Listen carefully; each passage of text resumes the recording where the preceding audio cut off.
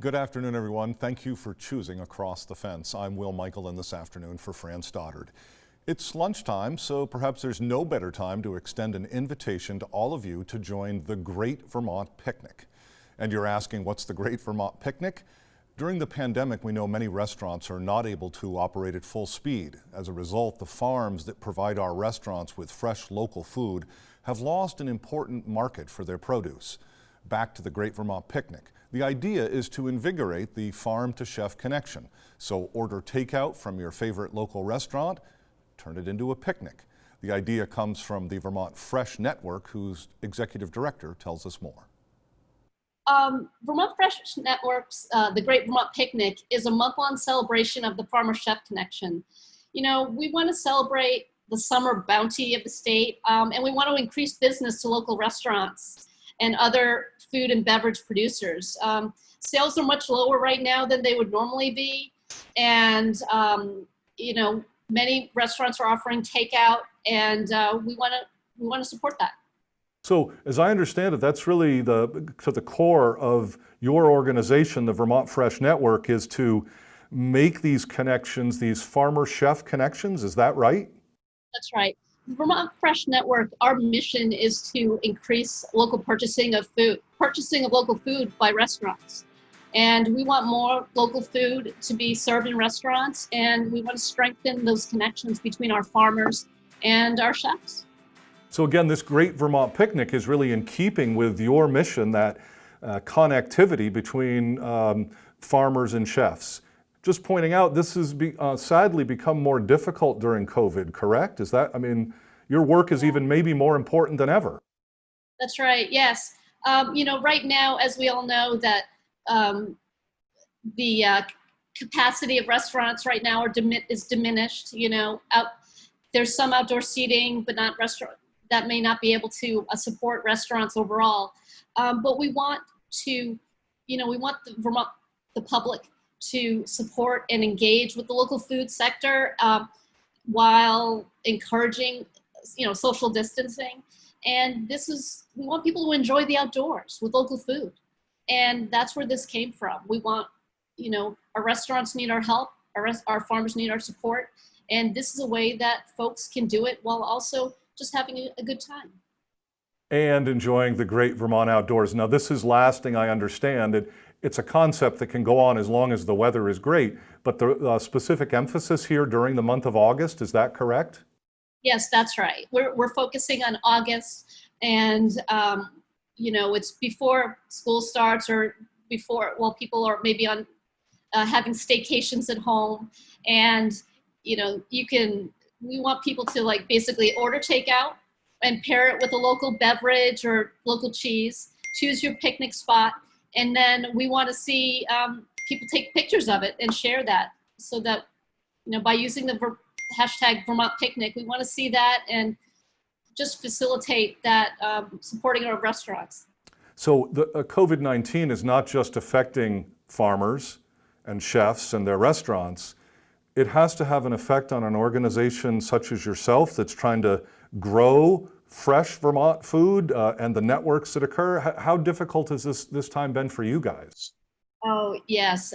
It's definitely been a big challenge. You know, one of the reasons why we're doing this in August is usually in August we have our major fundraiser at Shelburne Farms, and that is a major part of our funding for the year and helps us support our mission, helps us support the work that we do.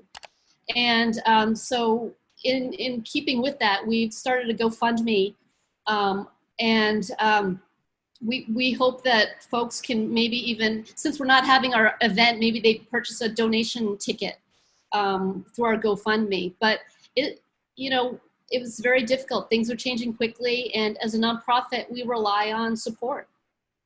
So Tara, what is the website? Where can folks go to learn more about the Great Vermont Picnic as well as your members in the Vermont Fresh Network and how to support them?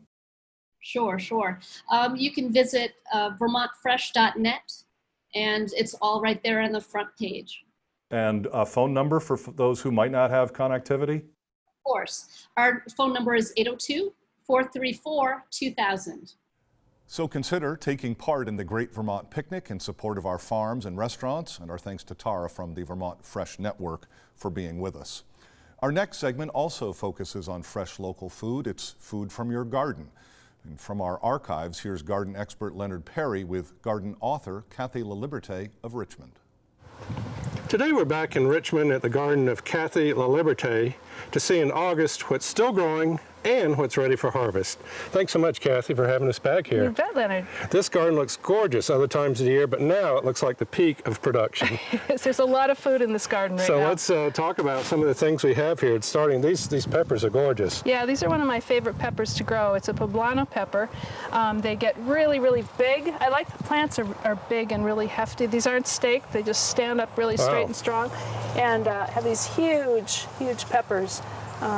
Really meaty. They have to be delicious. big and sturdy to hold up those peppers. They do. They're kind of hot.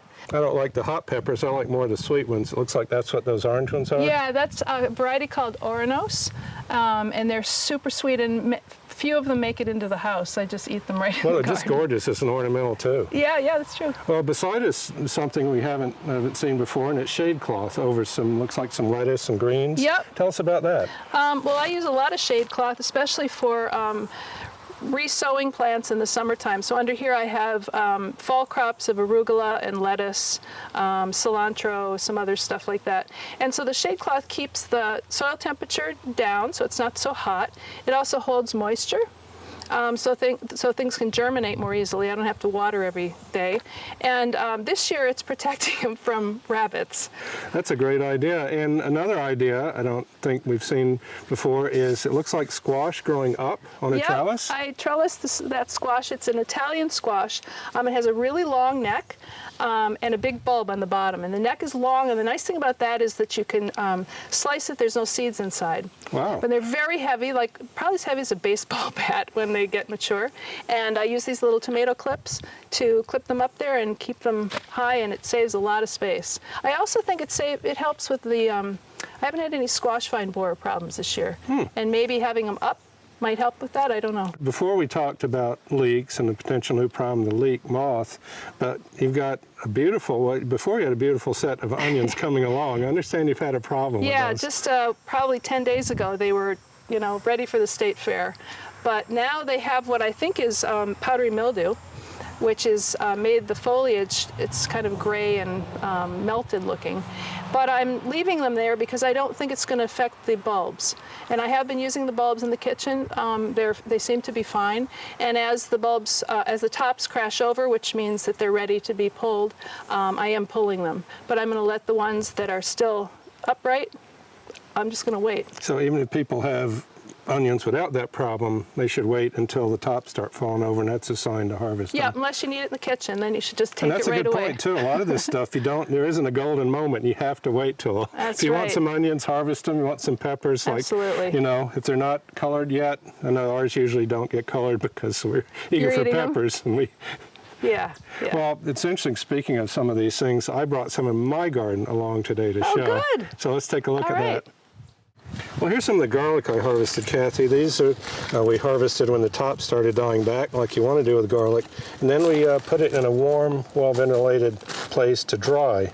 And I noticed you've got some, too. Yeah, I harvested these about 2 weeks ago, and we have them hanging in the barn, so they're not quite as dry and pale as yours, but they will be soon. So once these green areas start to get more white like this, they're dry, and then it's the time to clean them up. So what you want to do is cut the roots off there on the bottom, and then cut the tops off pretty much just above the bulb, maybe about ½ an inch or so.